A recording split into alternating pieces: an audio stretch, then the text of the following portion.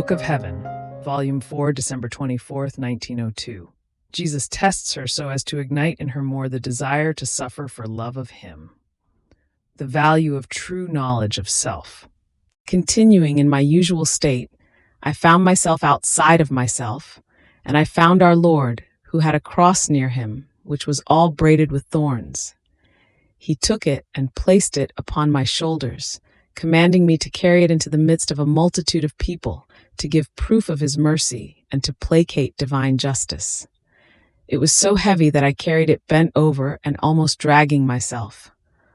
While I was carrying it, Jesus disappeared, and as I reached a certain place, the one who was guiding me told me, "Leave the cross and remove your clothes, for our Lord is coming back, and he must find you ready for the crucifixion."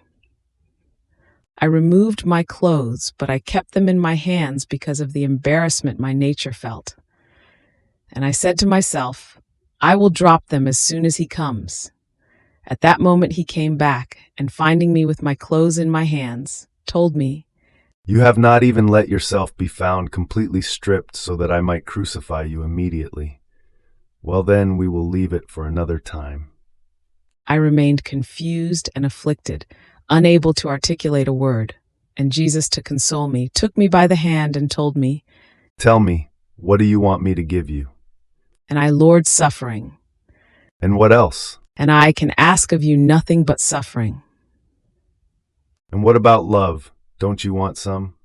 "And I know suffering, because in giving me suffering you will give me more love. I know this out of experience, that in order to obtain graces, the strongest love in all of you, these cannot be obtained but through suffering. And in order to earn all your sympathies, delights, and satisfactions, the only and sole means is to suffer for love of you." And he, "My beloved, I wanted to test you so as to ignite in you more the desire to suffer for love of me." After this, I saw people who believed themselves to be something greater than others. And blessed Jesus said, "My daughter, one who believes himself to be something before me and before men is worth nothing. One who believes himself to be nothing is worth everything. First, before me, because if he does something, he does not think he does it because he can do it, having the strength and the capacity, but rather because he receives from God the grace, the helps, and the lights. Therefore it can be said that he does it by virtue of divine power, and one who has divine power with him is already worth everything.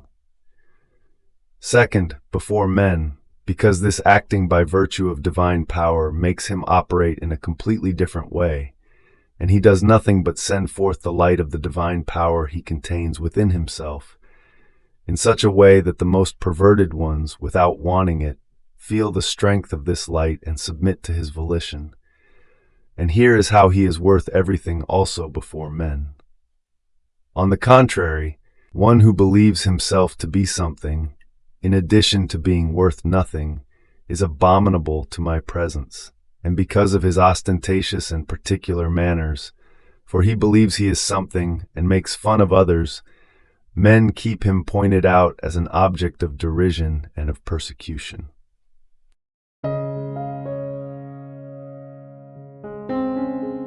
Thank you for being a part of our community here at Divine Will app. If you enjoy listening to Jesus's lessons on how to live in the divine will, please give this video a thumbs up. Your likes help us reach more souls yearning to live in the kingdom of the divine will. We'd love to hear your thoughts and reflections, so drop a comment below.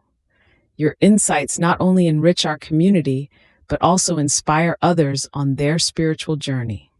And don't forget to subscribe to our channel. By joining us, you're helping to spread the news of the kingdom of the divine will, so that together we can bring his kingdom to reign on earth as it is in heaven. In the divine will, always.